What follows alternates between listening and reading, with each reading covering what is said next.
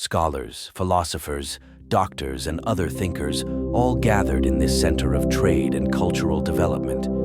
Academics, many of them fluent in Greek and Arabic, exchanged ideas and translated Greek texts into Arabic.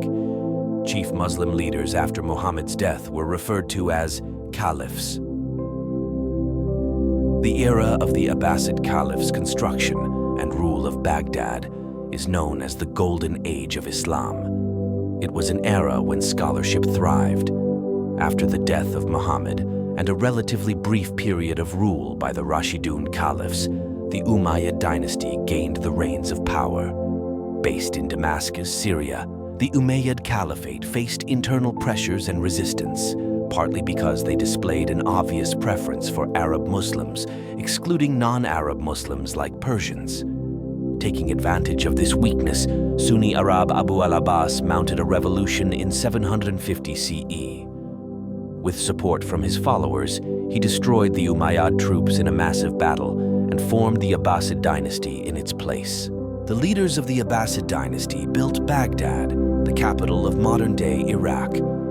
Baghdad would come to replace and overshadow Damascus as the capital city of the empire.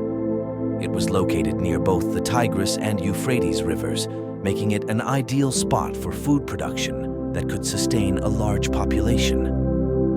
The Abbasids built Baghdad from scratch while maintaining the network of roads and trade routes the Persians had established before the Umayyad dynasty took over. Baghdad was strategically located between Asia and Europe, which made it a prime spot on overland trade routes between the two continents. Some of the goods being traded through Baghdad were ivory, soap, honey, and diamonds. People in Baghdad made and exported silk, glass, tiles, and paper. The central location and lively trade culture of the city made a lively exchange of ideas possible as well.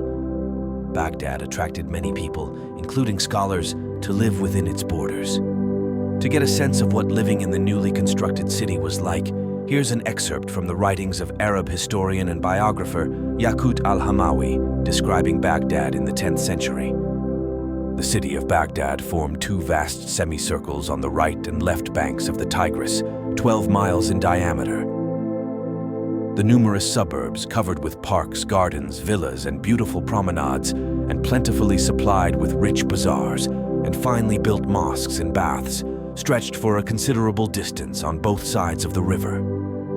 In the days of its prosperity, the population of Baghdad and its suburbs amounted to over 2 million. The palace of the Caliph stood in the midst of a vast park, several hours in circumference, which beside a menagerie and aviary comprised an enclosure for wild animals reserved for the chase.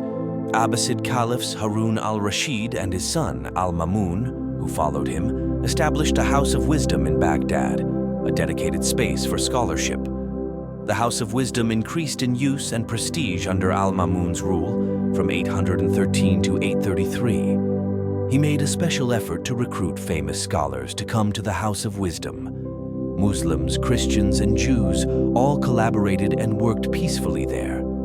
Caliphs like al-Rashid and al-Ma'mun directly encouraged a translation movement, a formal translation of scholarly works from Greek into Arabic. The Abbasid rulers wanted to make Greek texts, such as Aristotle's works, available to the Arab world. Their goal was to translate as many of these famous works as possible in order to have a comprehensive library of knowledge and to preserve the philosophies and scholarship of Greece. The Abbasids aimed to have philosophy, science, and medicine texts translated.